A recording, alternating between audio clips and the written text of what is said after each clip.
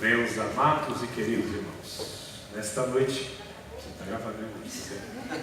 Então vamos lá.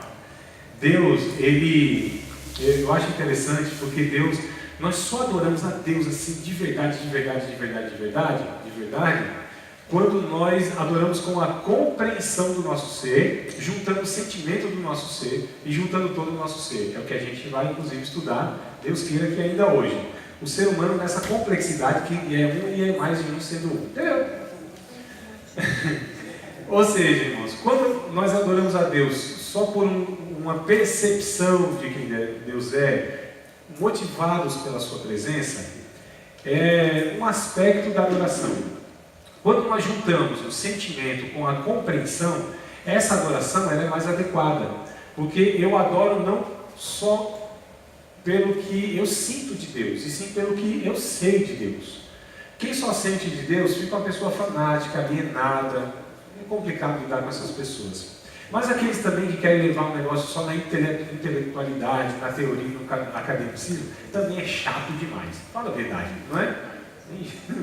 E assim, tem gente que é extremista, aqueles cristãos extremistas mesmo, né? Tem lá no islamismo, tem duas divisões principais, né? Os sunitas e os xiitas. Entre nós temos os cristãos e os xaatos. Tem uns cristãos que são os extremistas, né? São os xaatos. Ô, gente chata, né, irmão? Meu Deus do céu, é ruim de lidar, não? Mano. É sério. Vocês conhecem uns assim? Não, olhe pra ninguém aqui. Dá briga aqui.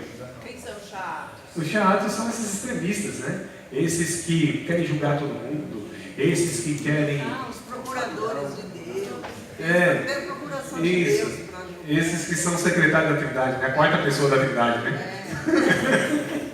Então assim, amados, quando nós compreendemos quem Deus é, juntamos isso com a sensibilidade, então nós adoramos a Deus de uma forma adequada, tá certo? Porque tem coisas que não cabem na compreensão daquilo que nós temos a respeito de Deus. E muitas vezes a gente não consegue estar mensurando uma série de coisas. E aí nós nos rendemos pela fé, mesmo não entendendo algumas coisas.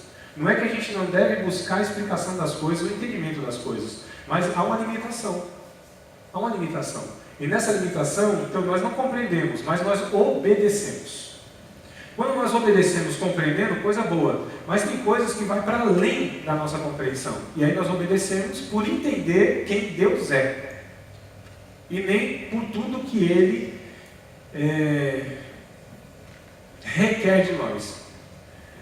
Não por tudo que Ele é de fato, porque de Deus nós só sabemos essa parcialidade que Ele nos dá a entender. O que eu estou querendo dizer é o seguinte: nós temos que adorar a Deus por duas convicções. Isso está escrito em Apocalipse capítulo 4 e Apocalipse capítulo 5. Existem dois motivos, não só principais, mas únicos e suficientes, para que a gente sirva a Deus e adore a Deus. Pelo entendimento de quem Ele é e pelo entendimento do que Ele fez. O capítulo 4 de Apocalipse, vocês podem abrir a Bíblia aí para conferir. Eu vou narrar, tá? Não vou ler. Vocês vão tentando achar o texto aí. É lá depois dos versos 17, alguma coisa assim. Bom, deixa eu abrir aqui, né, para não ficar. Mas eu vou narrando, eu não vou ler tudo não, tá? Apocalipse capítulo 4. E também não fique lendo, não preste atenção, não sei que você tem essa habilidade de ler e ao mesmo tempo ouvir, né? Que eu acho fantástica. Eu acho que poucas pessoas têm. Mas, principalmente a partir do verso 16, né? Desculpa, 16, estou chegando no 6 aqui, mas é 0. 10 e 11. 4, 10 e 11 principalmente. Desde o verso 1 do capítulo 4, há uma descrição da majestade de Deus. Quando João, ele tem uma visão, apesar de ser visão abstrata, mas era uma realidade, não era uma miragem. Entenderam, né? Porque essas visões que João teve foi de uma realidade que não é perceptível a esses olhos naturais. Então Deus abre para João a realidade de um mundo espiritual e da eternidade. João teve o privilégio de enxergar coisas na ótica de Deus, irmãos. De enxergar coisas na perspectiva da eternidade para a criação. Olha que coisa linda! É por isso que, olha, João, ele diz assim: eu ouvi do céu. uma voz. Aí outra hora ele diz assim, eu ouvi no céu. Então uma hora ele estava arrebatado em sentidos e foi levado por Deus ao céu, e no céu ele ouviu e viu coisas. Ora ele estava na terra e via e ouvia coisas do céu, mas na terra. Estão compreendendo? Sabe, né? Eu acho uma coisa extraordinária. E aí o João, embora tenha sido uma visão, mas ele enxergou uma realidade. Deus abriu os olhos para ele e ele enxergou Deus no trono, assentado, reinando sobre tudo e sobre todos, tranquilo. Não se vê em toda a Bíblia, nem no Apocalipse, que é uma tribulação só, a angústia das nações, o fim da humanidade, o resultado do pecado, do abandono de Deus. Mas Deus está tranquilo, sereno, igualzinho a gente, né? Não, bem parecido com a gente na hora da dificuldade, né? Não tem ansiedade, não tem angústia, não tem tribulação, não tem aperreio, avexamento, agonia, nada disso, né? A gente é bem tranquilão, né? Mano, e suave como Jesus, assim, né? Tranquilo. Pau quebrando, a multidão vindo para cima, né? O Pedrão lá que simboliza a gente, já saca lá da espada, vou dar no meio da moleira do soldado. Mas sanguíneo é assim, né? Mira e erra. Aí errou a moleira, porque eu acredito que Pedro queria partir o cidadão no meio. Injuriado, irado, se eu for defender Jesus. Aí errou, pegou só o teco aqui da cabeça, arrancou a orelha. Jesus muito tranquilamente, abaixa, pega a orelha do rapaz, do mal, põe aqui, diz que é isso, Pedro? Põe a espada aí, né? Assim não. Jesus calmo, tranquilo, tendo poder para fazer as coisas, não usou o seu poder para fazer nada. Ele disse, se eu quisesse, Pedrão, eu rogaria ao Pai e agora viria 72 mil anjos aqui em meu favor, em fração de segundo. Acabaria naquele soldado, não é com o universo todo. Só que ele usou tranquilo, sossegado, sereno, que Deus aparece assim em todas as Escrituras, tranquilo. Ele é Senhor sobre tudo e sobre todos. Tem controle, certo? O destino da humanidade. Ele vai levar a cabo aquilo que ele projetou com ou sem nós. Porque ele não depende de nós para fazer o que ele vai fazer. Ele é soberano, ele é autossuficiente. Agora ele nos convida para fazer um bocado de coisa junto com ele. É por isso que nós somos cooperadores. Quem opera é ele, e a gente coopera, né? É por isso que a gente tem que dizer, o senhor faz isso, aquilo. Não, eu estou fazendo já faz tempo. Me acompanha, aí a gente vai na história, na missão de Deus. Porque quem está em missão é Deus, não somos nós. Não é a igreja. A igreja é um agente de Deus. E Deus, como ele é Deus da criação, não só da igreja, ele então usa tudo e todos. Não é? Usa, porque de vez em quando a gente falha. Aí quando o profeta falha, Deus usa jumento. Quando o outro profeta falha, Deus usa a baleia. Quando o Pedrão falha, Deus usa o galo. Aí Deus está cansado também de ficar usando tudo isso aí, né, irmão? Ele quer usar a gente, né? Que é o povo de Cristo. Quando os profetas, os sacerdotes, os reis de Israel falham, Deus usa o Nabucodonosor, usa o faraó, usa o Satanás, usa todo mundo, irmão. Em benefício do... É sério. Vocês nunca ouviram lá em 1 Samuel, capítulo de número... capítulo de número, acho que é 17, me parece. O espírito mal da parte de Deus, olha que coisa estranha que soa, não é? Lá em Samuel, 1 Samuel capítulo 17, o espírito mal da parte de Deus vai atormentar Saul. Esse espírito mal, de fato, era um demônio, na permissão de Deus para atormentar Saul. Porque Deus é Senhor, inclusive, dos demônios, do Satanás, de todo mundo. Ele é Senhor, Ele é Deus, irmão. Martinho Lutero, ele disse que Satanás é a mão esquerda de Deus. Olha que coisa provocativa. Ou seja, nós não sabemos como. Não me pergunte, que eu não sei, e eu duvido quem saiba. Como que Deus usa Satanás ainda nesse seu projeto? Porque Satanás tem alguma tarefazinha. Não é certo, irmão? Nesse processo. Deus usa governantes. Deus usou, chamou o faraó de seu servo. E faraó nunca reconheceu Deus como Deus. Mas ele foi um instrumento de Deus. Não me pergunte como, porque entre a soberania de Deus e a responsabilidade humana, não sei como que se dá esse processo. Não sei como Deus respeita as decisões dos homens, mas mesmo assim consegue levar a cabo na história o seu plano de redenção. Não sei como Deus faz isso. Não me pergunte. Não sei como Deus respeita as decisões dos homens, mas faz quando Ele quer e usa de direito de criador, não é toda hora que Ele faz isso, Mas ele tem o direito de fazer isso, ou seja, inclinar o coração da pessoa a fazer o que ele quer. Ele faz isso de vez em quando, não é regra, é exceção. Porque ele usa o seu direito de criador, ele tem direito. É por isso que Deus mata e não é processado, não vai preso. Não é não, irmão? Deus pode matar e isso não quer dizer que o caráter dele está corrompido, porque ele não virou um assassino. Mas ele tem direito de matar, não tem.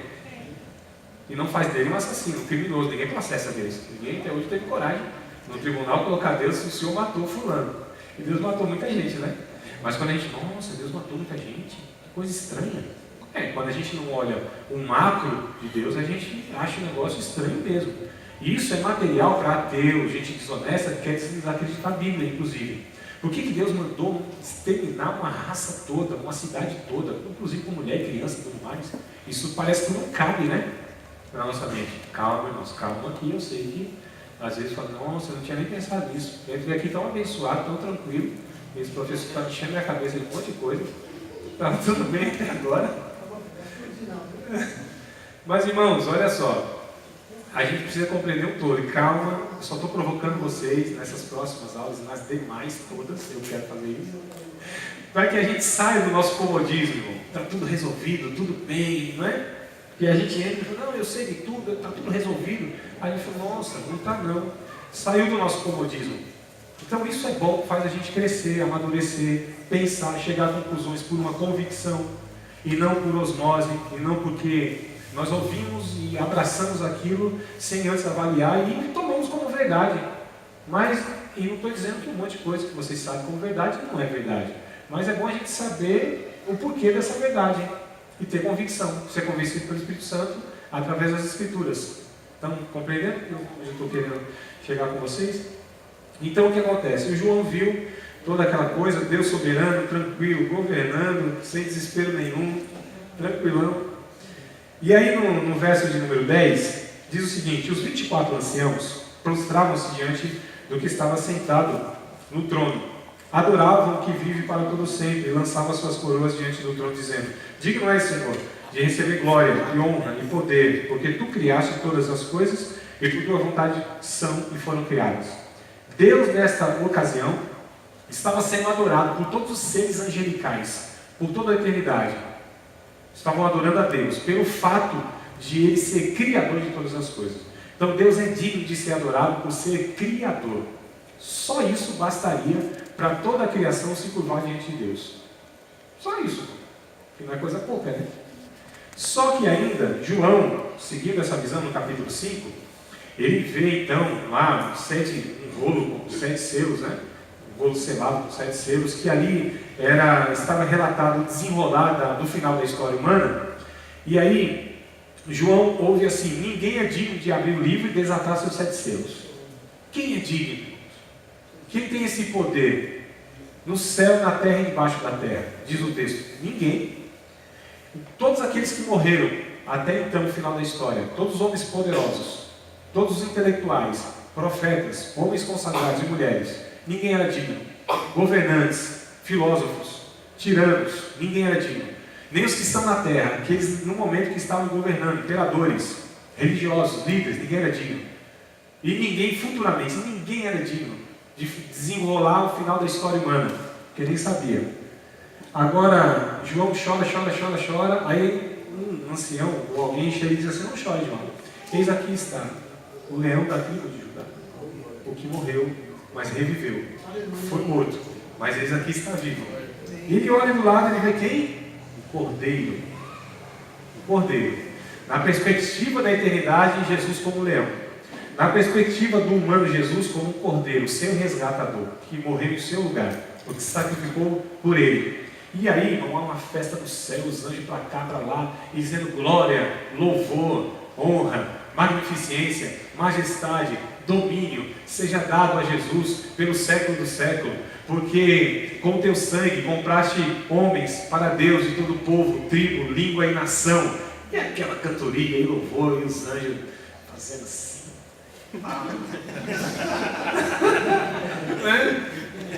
Tá gravando?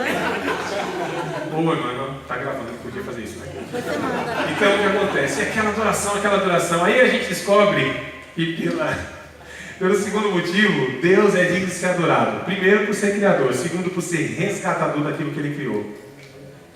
Esses dois motivos seriam suficientes para nós caminharmos com Deus independente de circunstâncias externas ou internas, de crises. Pelo fato de entender, o Senhor é criador, é digno de ser adorado. O Senhor é digno de ser adorado porque é resgatador na minha vida. Amados, se esses dois motivos não são suficientes para nos impulsionar na caminhada cristã, apesar dos pesares, o que vai ser mais? O que nos motiva?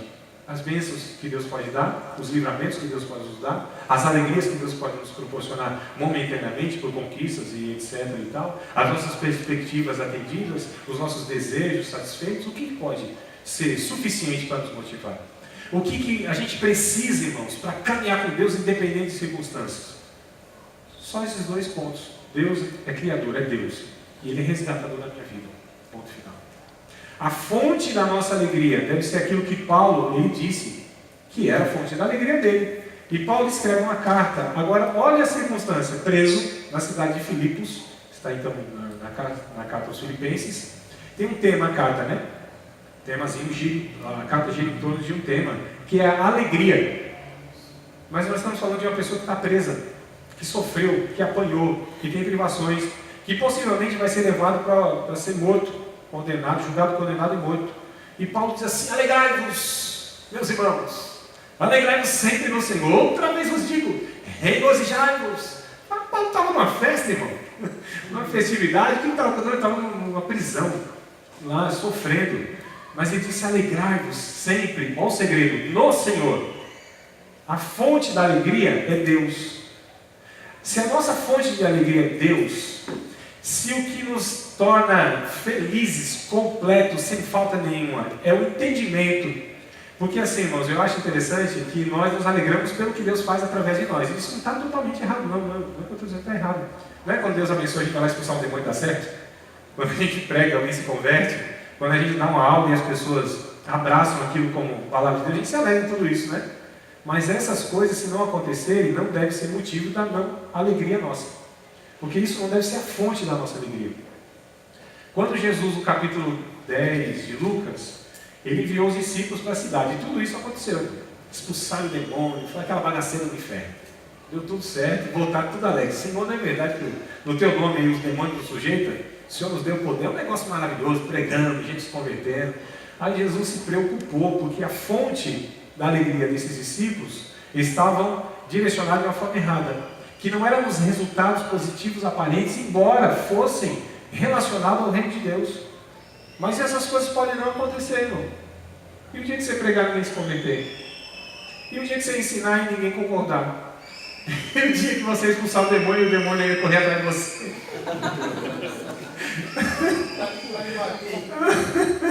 A pessoa, meu irmão, tomar uma pizza igual aqueles lá no Filhos do Sacerdote? Foi uma pizza boa. Pizza, né, irmão? Chega na nossa terra lá. Uai, isso entristece, não, irmão. Jesus disse: olha, eu vi Satanás de fato cair como um raio do céu. Ou seja, o poder está na mão de vocês mesmos. Mas não se alegre por causa dessas coisas, porque os demônios se sujeitam e dá tudo certinho. Se alegre antes pelo fato do vosso nome estar escrito no céu. Se a consciência de que nós somos salvos não é suficiente para trazer alegria a nós, nada mais poderá preencher o nosso coração. Será como uma droga, irmãos. Quem vive pelas bênçãos de Deus, pela aparência, ou por aquilo que Deus tem que fazer para impulsioná-lo, é como um dependente químico que vive de abstinência em abstinência. É pior do que crack. Essa vida, nessa perspectiva. Porque é a abstinência da bênção. A abstinência da profecia, a abstinência de Deus falar, a abstinência da revelação, a abstinência do sonho, a abstinência do sinal de Deus. Se Deus não fizer essas coisas, irmão, eu não caminho, desisto logo. É aqueles irmãos que querem toda hora entregar a carteirinha, toda hora deixar ele pregar, toda hora deixar a liderança, toda hora deixar a célula, toda hora deixar o que está fazendo na igreja, quer desviar toda hora, vou beber cachaça, e não sei o que tem. Ah, meu Deus do céu, você não está servindo a Deus, você não entende quem é Deus. Só porque Deus não fez isso e aquilo, o negócio está dando tudo errado. Mas você já quer, né? Não é assim, irmão. Olha só. A fonte da nossa alegria, então, é o quê? É o fato de sabermos que Deus é Deus. Ele nos resgatou. Nosso nome está lá escrito no livro da Bíblia. Tudo resolvido, tá?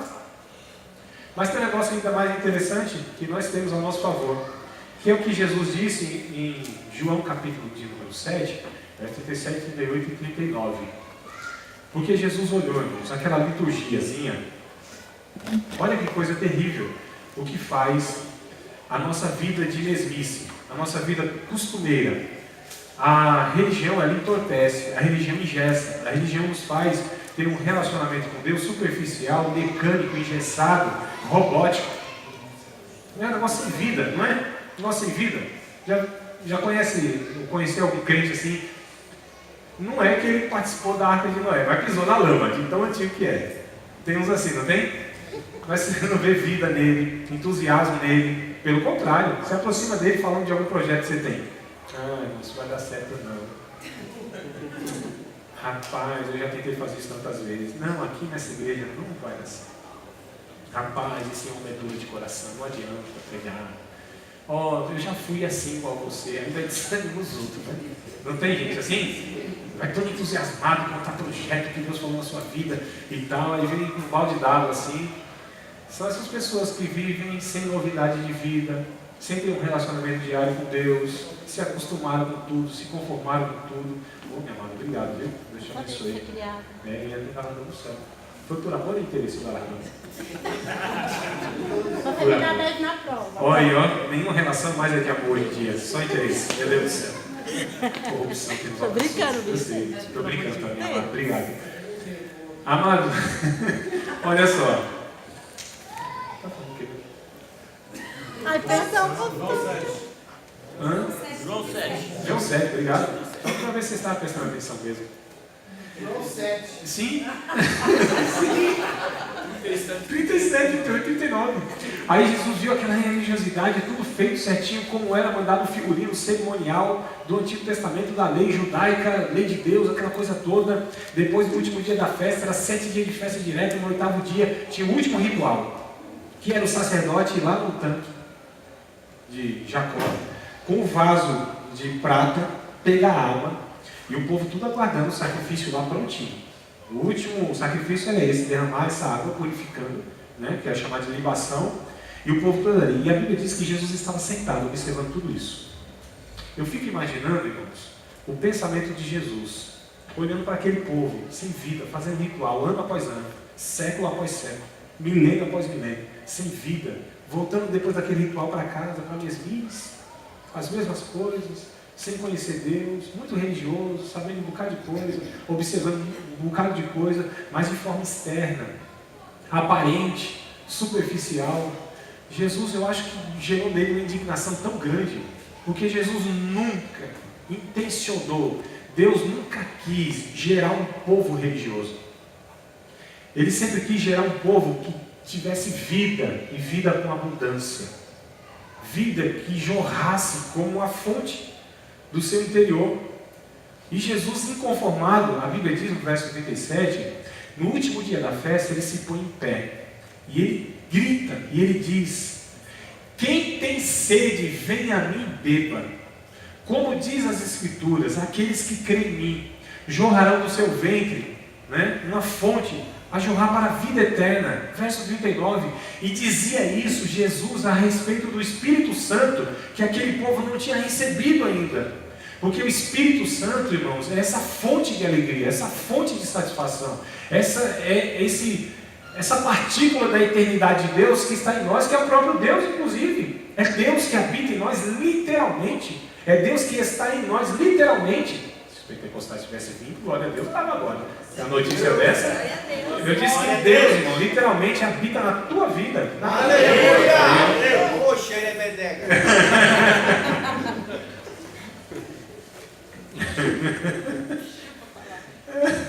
Olha aí, coisa boa.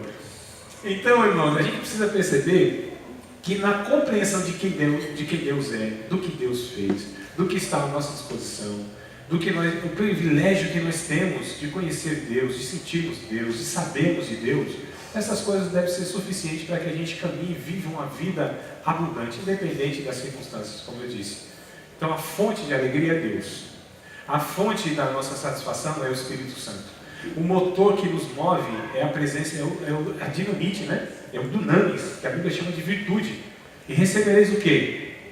Poder, virtude. A Bíblia está lá dunamis, que é dinamite, é o dínamo, aquilo que no carro, né, fazia, que gerava, quem é do norte, do nordeste, do interior, algum tempo atrás, muito não, vai lembrar que na bicicletinha, que tinha um farolzinho, que tinha um dínamo, e pedalava, quanto mais pedalava, mais acendia o... Quem lembra desse negócio? Esse é do Nordeste, não, daqui também. Tudo bem que 50 anos atrás, mas... Não precisa também confessar pecado assim. Então, essa é o que nos motiva, é Deus, amados, é Deus, mais nada, é a alegria de ser salvo. Parece que nós não nos alegramos mais quando ouvimos a mensagem, né? Somos salvos, somos alcançados pela graça.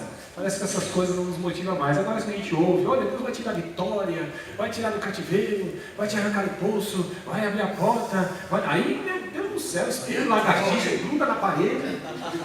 Não é verdade, irmão? Eu não estou dizendo que é errado a gente se alegrar com uma coisa que está nos... uma solução que está nos... que a gente espera porque a gente está sofrendo, não é isso. Agora, se são essas coisas que nos motivam, irmão, a gente vai se frustrar. Porque tem hora que o negócio assim vai de mal a pior, não é? Tem hora porque a gente não foi avisado muitas vezes quem é Deus e o processo. Porque a vontade, eu acho que a mãe disse alguma coisa da vontade de Deus, não me lembro, não foi? Não foi, não. Da vontade de Deus, uma coisa assim. O problema é que a vontade de Deus ela não é feita na sua totalidade, na sua perfeição aqui nessa condição humana. Não é. Senão Jesus nem ensinaria a gente a orar, Senhor, seja feita a tua vontade, assim na terra como no céu, não é? Deus ele não cumpre a sua vontade plena aqui na nossa vida. Não cumpre. Não tem condição de fazer isso. Nós estamos numa ambiência de pecado desfavorável, onde o justo sofre. Isso é um dilema, irmãos, para nós. Isso para nós é uma angústia. Por que eu procuro fazer tudo certinho, fazer a vontade de Deus, pagar minhas contas em dias? Irmão, quem é comerciante sabe, quanto mais você tenta fazer as coisas certas, pode ter certeza que você vai quebrar, falir, a não ser que Deus intervenha. Porque o mercado corrupto, esse mundo gerado, ou gerenciado, melhor dizendo, gerenciado, governado por Satanás, o sistema corrupto que há nele, parece que quem se dá bem é quem faz tudo errado. Quem quer fazer as coisas certas sofre muito mais, não vai para frente, é um negócio terrível. Não é? A angústia nossa é, Senhor, faça a tua vontade, não sei o que tem, aquela coisa toda, e minha vida é uma pindaíba. Quem nunca visitou essa cidade, de Pindaíba? Quem consiga sair Morei lá um tempo. Morou um tempo, é habitante lá, natural de lá, Pindaíba. Alguns são turistas. Vive uma Pindaíba, uma angústia, sofrendo. Aí olha o filho do diabo, que é o seu vizinho. Parece a vida resolvida, irmão. Está tudo certo. A mulher parece que não briga com ele, os filhos obedientes. E o carro, quando compara com o nosso poçante, que para e fica poça de óleo. Nossa, ungidão, né? Ungido, óleozão assim, ó. E as dificuldades, as enfermidades, a gente olha assim e fala, nossa, que crise, irmão, existencial. E o cara faz tudo errado, parece que nunca é pego por ninguém. Nunca o juízo vem. Tá tudo. Quem passou essa angústia foi um homem chamado Asaf, no Salmo 73. Ele disse, não é possível, Senhor, eu comparo a vida desse desgramado. Não faz a tua vontade, não aperta a namorada dele, vai tudo bem na vida dele. Olha a minha aqui, situação que eu estou vivendo. Asaf, ele teve esse conflito que nós temos de vez em quando, não? Sim ou não, irmão? Sim. Bem-aventurado esse povo, mulher, que não tem esse conflito. Mas tem esse conflito, às vezes, de falar, nossa, como pode? Não é? Quer fazer as coisas certas, quer pregar o evangelho como é, e é uma dificuldade. Quem está pegando heresia aí está de vento em pouco. Milhares e milhares, tudo bem, fama, dinheiro no bolso, saúde para dar e vender, mídia na mão. E quem quer pregar o evangelho verdadeiro, quem quer fazer as coisas certas, meu Deus, que luta. E na itinerância, quem quer viver na dependência de Deus e na boa vontade das pessoas que convida e não cobra, não é mercenário, não estipula nada, passa perrengue, dificuldade, essas crises existenciais. Só que o Asaf, é interessante que no Salmo 73, lá no finalzinho do Salmo, ele vai dizer, Senhor, quando eu entrei no teu santuário, quando eu vi na perspectiva da eternidade, então ele acalmou a sua alma, irmãos, porque ele chegou na compreensão. O justo aqui sofre. Mas o final da nossa vida não é aqui. Glória a Deus. Eu me lembro de uma ocasião, vou contar essa ilustração para ver se a gente compreende um pouquinho mais. Tinha um casal de missionários, eles foram para a região, eu acho que era da Índia, ficaram lá em torno de 30, 40 anos.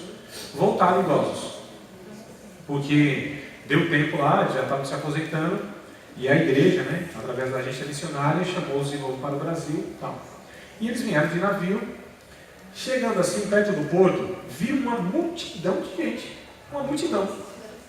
Pensaram, nossos irmãos vieram nos receber, 40 anos no campo missionário, tantas igrejas que nós abrimos, tanto resultado aí na obra de Deus, e aí vieram chegando perto daquela multidão. Só que eles estavam na classe econômica que era lá em cima, né? Até descer todo mundo, eles eram os últimos.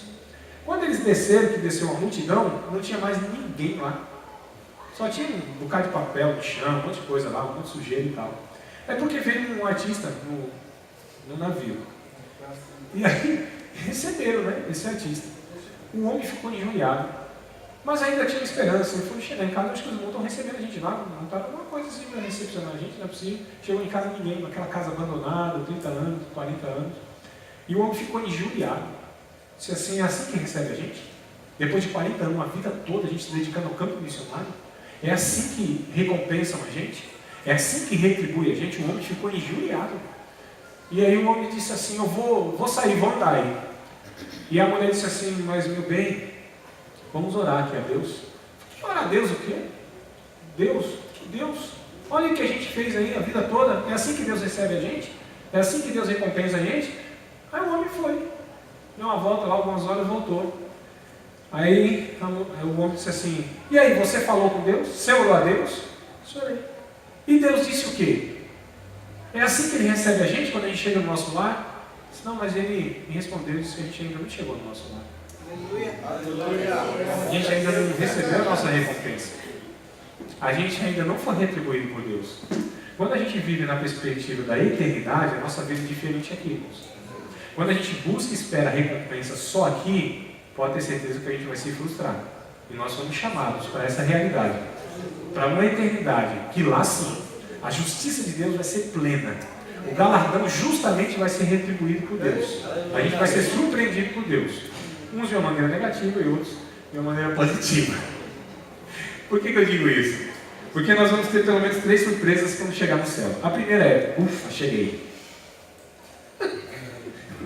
Aqui cheguei. Glória a Deus.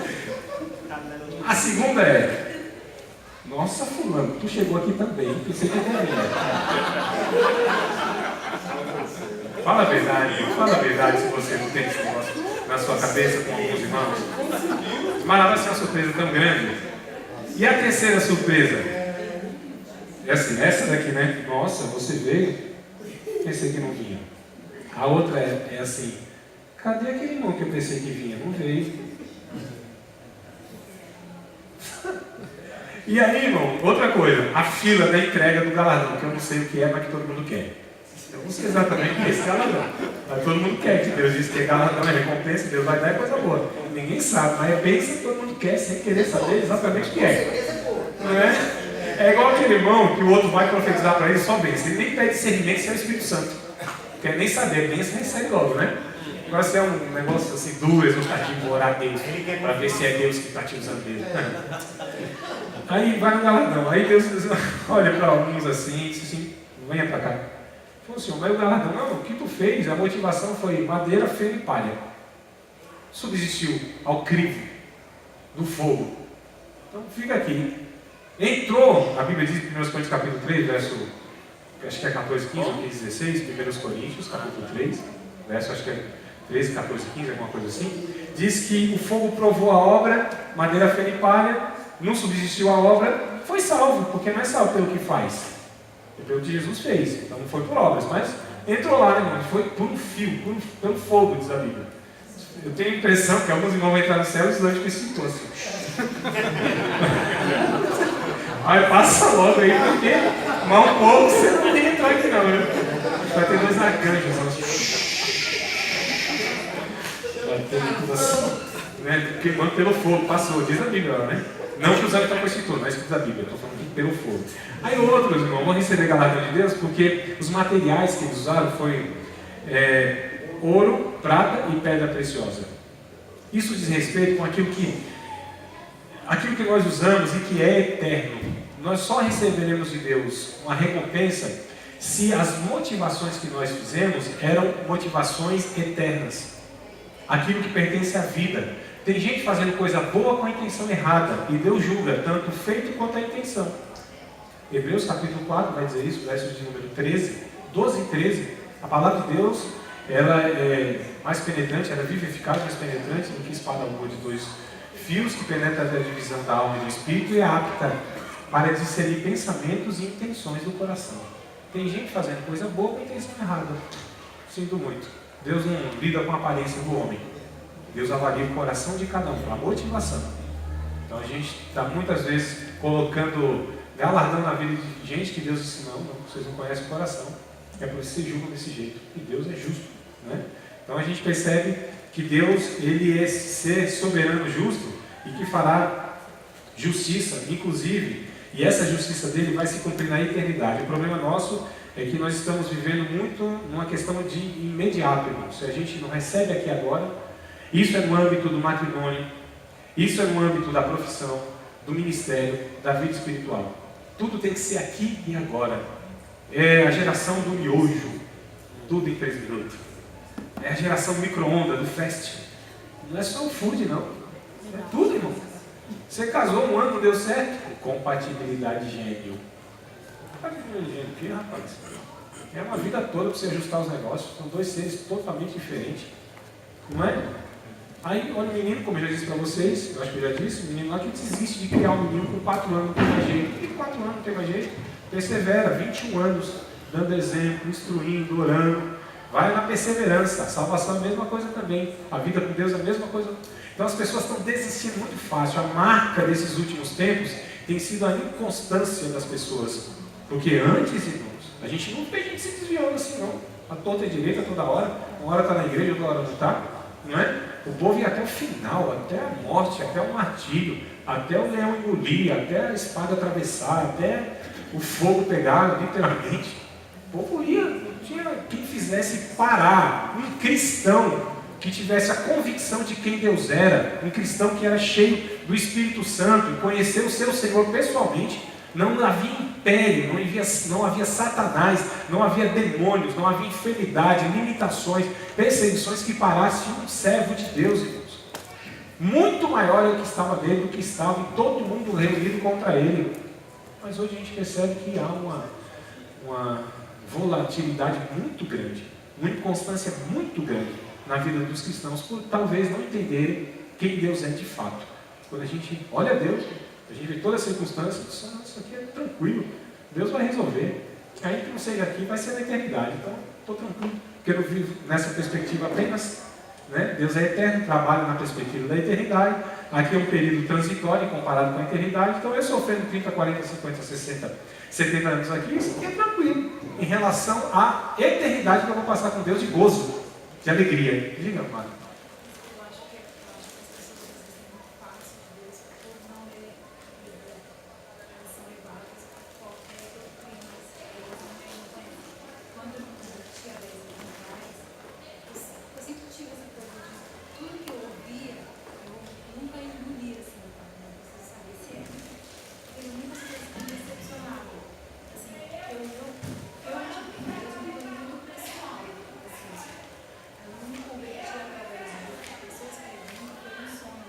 Entendi. Mas assim, na onde eu estava,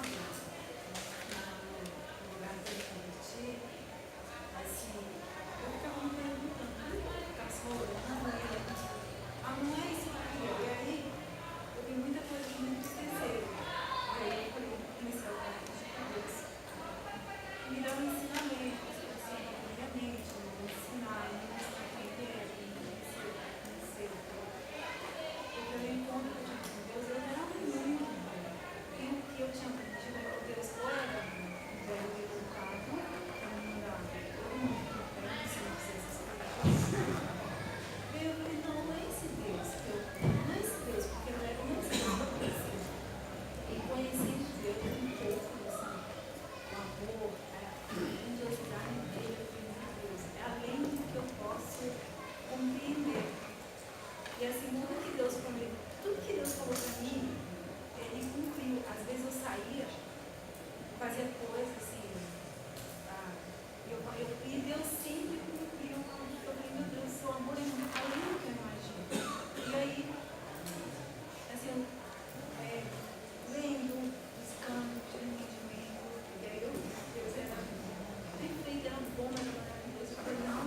Deus é desejado, né, irmão? Quando é conhecido, né, irmão?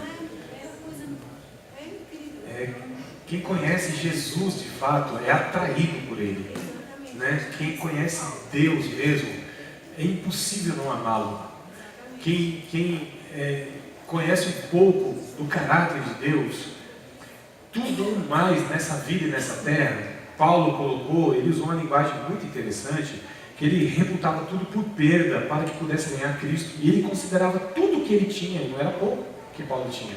Ele tinha posição social, ele tinha fama, ele tinha, na época, socialmente falando, reconhecimento.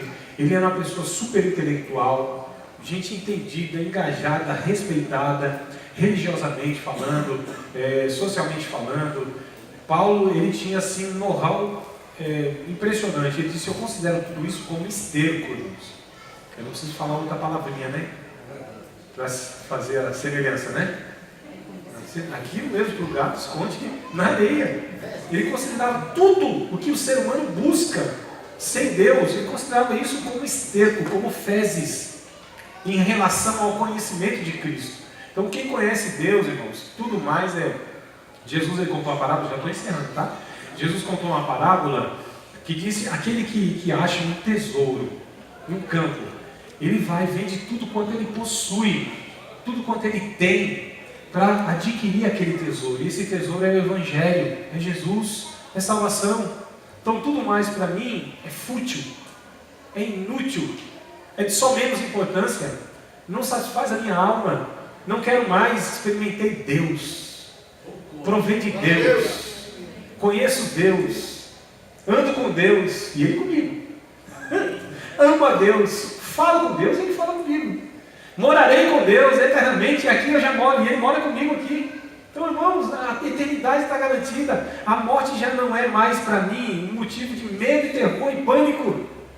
Já estou resolvido. O cristão que conhece Deus é resolvido, tranquilo, sem ansiedade com o dia de amanhã, sossegado.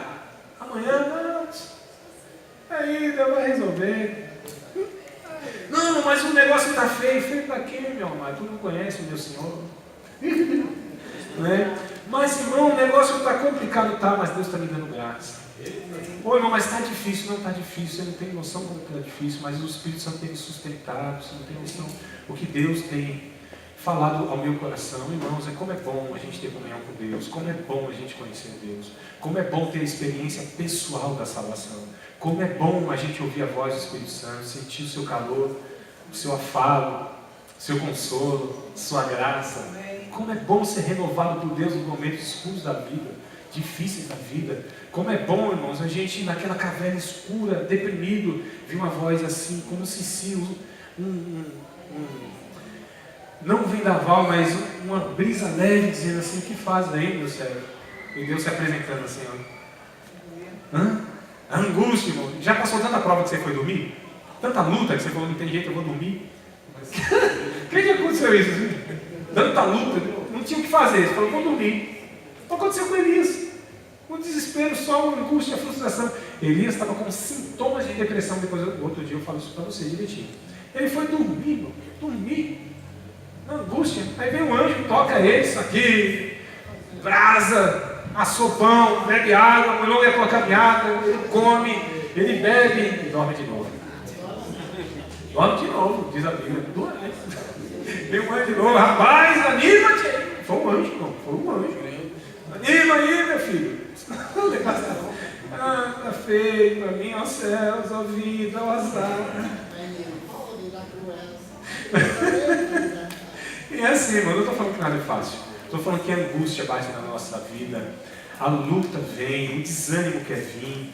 Mas a Bíblia tem um texto interessante que diz assim: Deus é o nosso refúgio e fortaleza, socorro bem presente na angústia, pelo que nós não temeremos, ainda que a terra se mude para o meio dos mares, ainda que as águas rugem e se perturbem. Há um rio cujas correntes alegram a cidade de Deus, o santuário da morada do Altíssimo. Deus está no meio dela, não será abalada. Deus a romperá no alvorecer da manhã. As nações se embraveceram, os reinos se moveram, mas ele levantou a sua voz, a terra se derreteu e disse: aquietai-vos, sabei que eu sou Deus, serei exaltado entre as nações, serei exaltado na tua vida. Oh, irmãos. ouvir uma palavra dessa, meu Deus do céu, dá para a gente voltar para casa, pelo menos no final de semana, passar consolado.